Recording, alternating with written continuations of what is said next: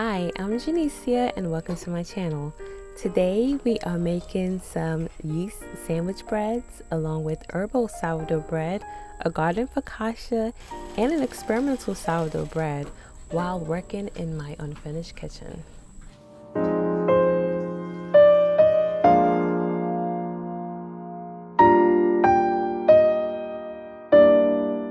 Initially, I wanted to make a sourdough sandwich bread, but then I realized I didn't have any bread or leftovers for lunch. So I am making bread from durum wheat and all-purpose flour. I start off by mixing lukewarm water, sugar, and yeast and give it a quick stir. And then I add in my avocado oil. I use avocado oil. You can use olive oil. That's what most recipes usually call for, but I just prefer using avocado oil. Then I add my salt and my flour and I knead. You can make this recipe with all bread flour or even all-purpose flour. I'd recommend to knead for a longer period of time with all-purpose flour to activate more gluten.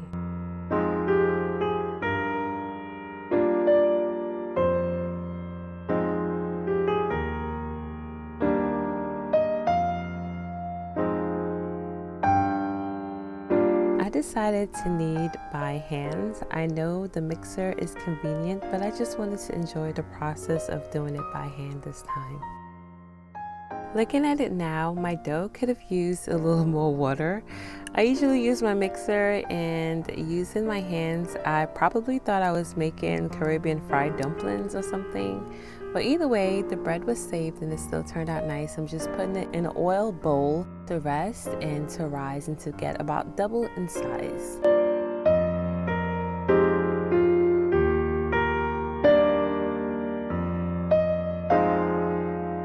Next, we will start in our sourdough focaccia. I am using just all-purpose flour here because I've never used the milk flour yet while making a focaccia.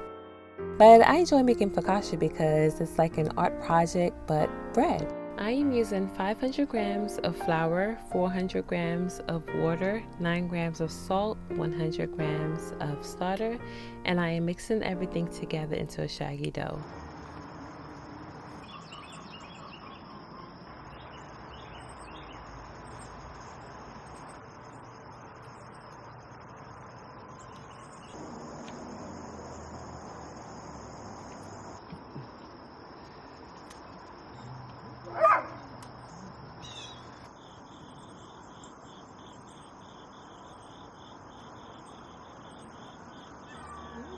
While I let my focaccia dough rest, I collect the herbs from my garden to make a herb sourdough bread. I collected thyme, oregano, basil, and rosemary. I think this combination would give us a nice, rustic, tasty bread. I really love herb bread toasted with butter and a slice of fresh tomatoes on top. I decided to use my mixer and to keep an eye on my dough. I no longer like to add salt initially when I'm making my breads. I like to let it release or rest for about 15 to 20 minutes, and then I add my salt later on.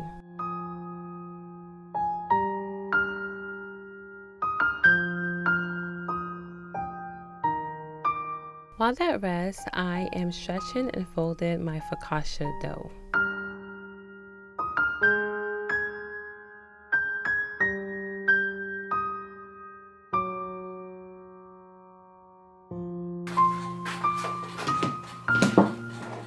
Yeah, my kitchen is messy, and because my kitchen is in the process of being done, and so yeah, it's a lot happening right now, and I'm just trying to just work with it and just be fine. Back to baking bread. Well, I have enough starter for another bread, and I also still have some more of the hard white wheat that I milled. So I'm gonna make myself another bread. I also have something that I wanna try. So this is more experimental. 1 second.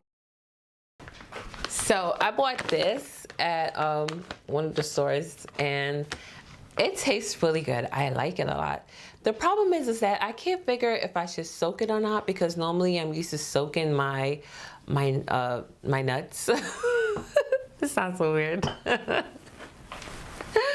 I'm used to soaking my nuts and seeds whenever I make breads. I'm not sure if I should soak these. It's flavored with maple and it has cinnamon in it as well. I'm going to use 350 grams of water.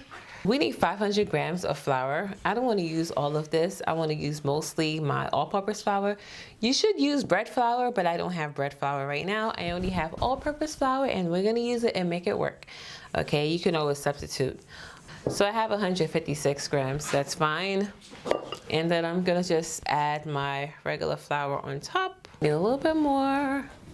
Okay, it's more than a little bit more. Okay, and then we're gonna mix this. You can mix with your hands, but I mix this first and then I use my hands. My spatula. My temperature in my house is changing a little bit. We were more in the summertime where I needed less hydration. And now that it's becoming a little bit cooler, I need a little bit more hydration. So I need a little bit more water in my breads, especially based on the way that I like it. I'm not adding a lot, just like a little, like a tablespoon maybe. And then now I am going to proceed to using my hands. Gonna wet my hands and I'm just gonna knead this in. I'm trying to make sure all of that flour goes away. My eyelid needs to be replaced as well. So look, see, I'm making this dough. Just gonna knead that in a little bit. And then I'm gonna cover this for about 15 minutes and then I'm gonna add my salt. Speaking of salt, my other bread is ready for salt and my herbs, which I didn't even chop up the herbs yet. We need, oh, my cutting board, it broke. So we have our oregano here. I'm just gonna pull the leaves off and just try to do the best that I can to pull the leaves off. Okay, stop singing. Need about a tablespoon of oregano. Oh, because my timer is almost up. I think I'm just gonna eyeball this. I don't know. Maybe I should get my tablespoon just to make this accurate for you guys. I'm just gonna lightly just roll these up together and try to chop them up. So give it a little chop chop. I found my spoon, so let's see. Okay, I was mostly right. Put this in here. If you're using dry herbs, you're gonna need less, because it's more potent. Thyme leaves, what am I chopping? Like seriously. So I'm just gonna kind of pick them off and put them in here. We have about a tablespoon of thyme. Put it to our mix. Next, we have some rosemary. We have our tablespoon of rosemary. And the last thing I need is my basil. I'ma just roll these up and I'ma just chop them down, like try to, you know, get them a little, I want it to be like really tiny. All right, so we have our basil. Funny story, before we even move on to that bread, y'all didn't tell me that I didn't add in, no, this is not it. The other bread isn't. You guys didn't tell me I didn't add my starter in here. I was wondering, I was like, the bread looks a little bit, you know, but it's fine. We can add the starter in now afterwards. It's not a big deal. So I'm just gonna I'm not even gonna measure it. I'm just gonna pour it all in here and just squeeze it in there together. So, see, my starter is already deflated. I'm gonna use my spatula. All I need to leave is just a little bit so I could feed it again. So we have a little bit still left here. We have enough to feed, like it's a lot still, so it's not a lot, but it's a little drippity drip. A little drip in there, it's enough. So I'm just gonna mix it in, but you see now like my dough is a lot like shaggier and I don't really care for this too much, but that's okay. As long as when I start stretching and folding, it should be okay. So I'm probably gonna leave this to rest for a little bit longer. I'm just squeezing it. So we're just gonna add our 10 grams of salt. I'm gonna put a little bit of water in here. Just a speck of water. There it is. Gonna put our salt in her. We're gonna also add our herbs at the same time. And You're gonna squeeze it all together. Squeeze it in there. Mommy, I like those. You like what? Like the leaves. You like the leaves, the herbs? Yeah. Herbs are very good for you, baby. Mommy, the big girls like beans. Yes. Big girls like beans. So I'm just stretching and folding.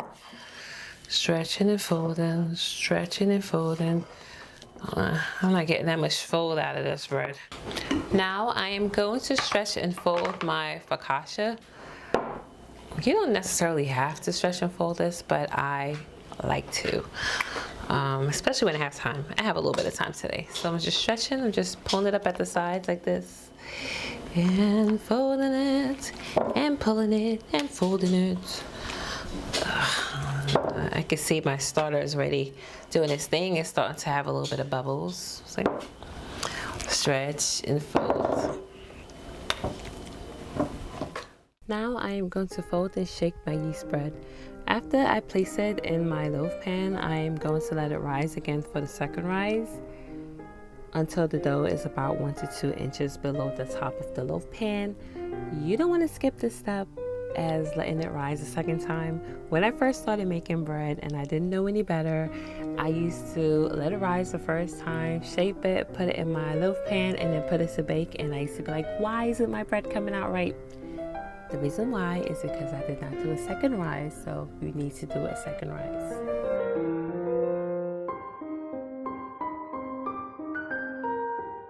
We are now going to work on the experimental bread. But before I add the Sahale or Sahale, is it Sahale? Sahale snack to my dough, I need to add my salt. So I'm just spreading my salt all over the dough, and then I'm going to add the snack on top. I only added about 150 grams of the snack, and then I'm just going to fold it into my dough and just incorporate that way. And once I do my stretch and folds, it will just get dispersed all over the dough anyway. So previously you guys saw that I forgot to add my starter to this dough, and it looked very shaggy and weird, but look at it now. It looks like a regular sourdough dough. And so even if you forget to add your sourdough starter in the beginning, you could always add it a little bit later, especially like the dough was not too far along anyway. My yeast sandwich bread is ready for the oven. I will bake this at 375 degrees Fahrenheit for 35 to 40 minutes. In the meantime, I stretch and fold all 3 of my sourdough breads or doughs.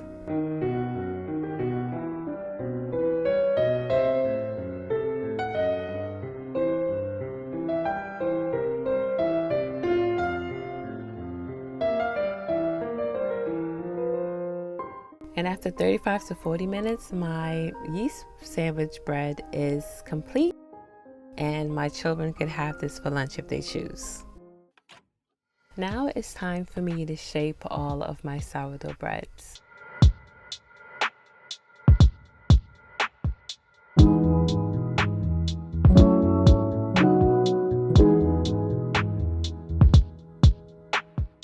I usually shape my dough twice. Shaping it twice has been so essential for me. It's very helpful when I have a higher hydration, meaning my bread is a lot wetter. Plus, it helps me to shape my bread tight, which gives a better rise and a beautiful crumb.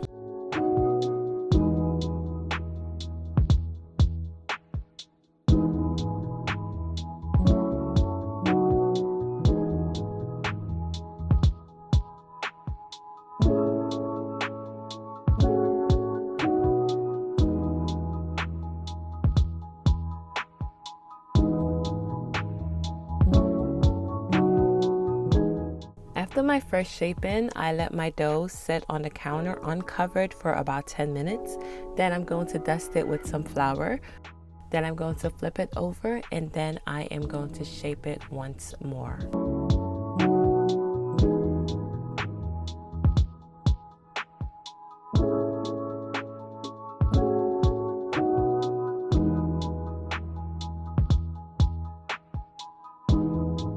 I use my bench scraper to help me to get my dough to be as tight as possible. Then I dust my dough and I place it in my Banneton basket to be proof. And I will put this in my refrigerator. It was supposed to only be for a few hours, but then it started getting too late. And so I did not bake this bread until 2 days later.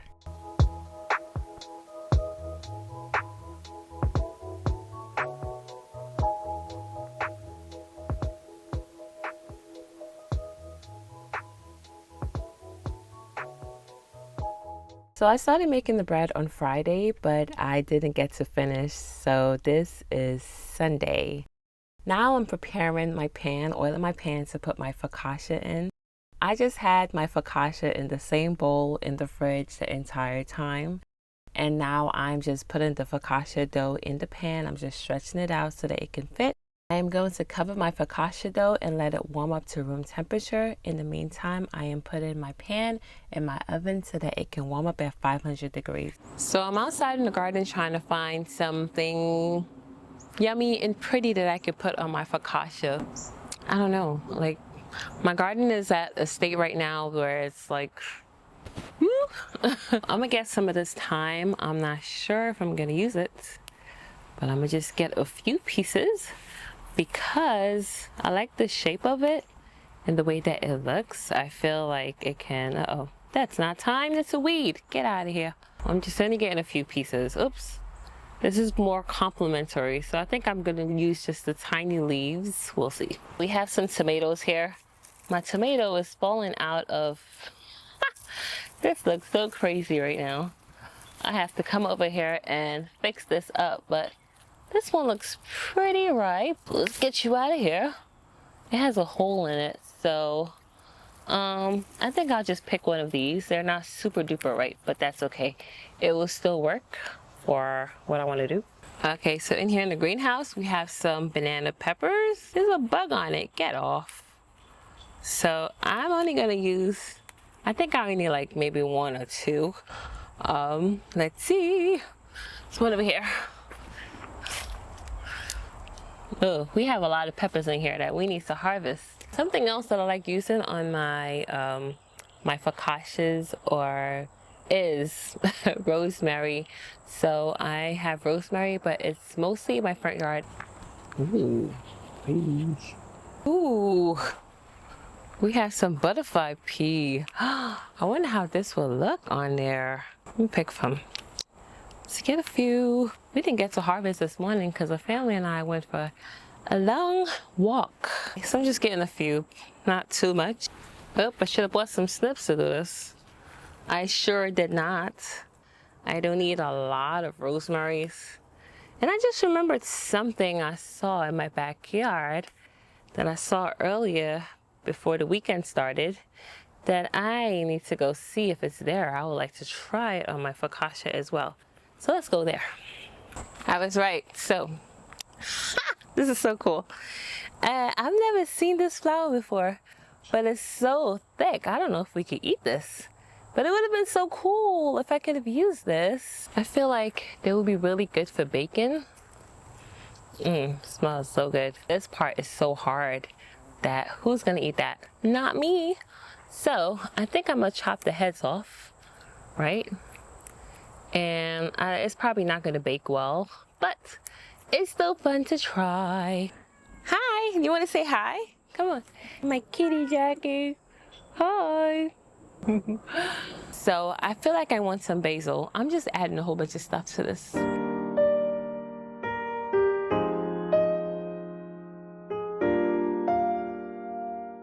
So I am preparing my sourdough breads to be baked.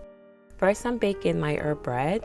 I'm using this mat that my husband bought me, which is so cool. I don't have to keep on wasting my parchment paper over and over again. And I am scoring my bread. Nothing too fancy, just trying to score. I am not the best scorer here alive, okay? So I just be trying little things. And now I'm gonna bake my breads for 15 minutes at 500 degrees. Then I am going to take the cover off of my Dutch oven And then I am going to bake it again at 450 degrees Fahrenheit for about 20 to 25 minutes. I usually like to check the temperature of the internal temperature of my breads, and they need to be about 205 degrees or higher, and that's when I know that my bread is baked. It looks so pretty, came out beautiful. And now we're going to go on to decorating our focaccia. This is always fun for me because I get to kind of use my imagination. Sometimes it's really good and sometimes it's just okay. But I'm just using vegetables and herbs together to make this focaccia look like something pretty. I don't know. Sometimes it looks really pretty when I am decorating it, but then once I bake it, it doesn't look as pretty anymore. But that's fine with me. It's still fun to experiment and try different things and see what bakes really well on the focaccia and what does not. And then it's cool for me because I use whatever is in my garden. So in the summer months especially, I really love making focaccias because I just try whatever is outside. And if I see something that catches my eye and it's edible, I will put it on the focaccia and see how it comes out and see what it looks like. And now I'm just adding some red onions because I feel like it needed a little bit more color to it. Not that it's going to really matter because once I bake it, it might not look as great anymore, but it's still pretty to look at. So this is my Sahale. Is it Sahale? But we'll say Sahale. This is my Sahale bread. And it looks pretty good. And now I'm just baking my focaccia. I'm baking the focaccia at 450 degrees. And this is what it looks like. See, it's not as pretty, but it's still nice. And it tasted really good. My family enjoyed it. I enjoyed it a lot. And I'm just cutting my bread so that you guys can see what it looks like. Yum. That's the herb bread. That came out really nice. I wish I had used a little bit more herbs, to be honest. But next time I would try using dehydrated herbs and see how that comes out.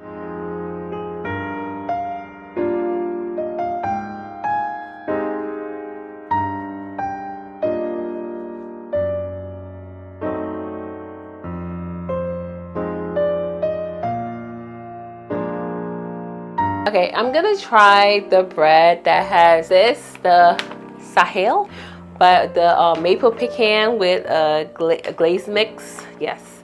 So I'm gonna try the bread that I kind of just added this in there and see how it tastes. It smelled really good. Sherman was like, "What are you making?" Something smelled like cinnamon. So, I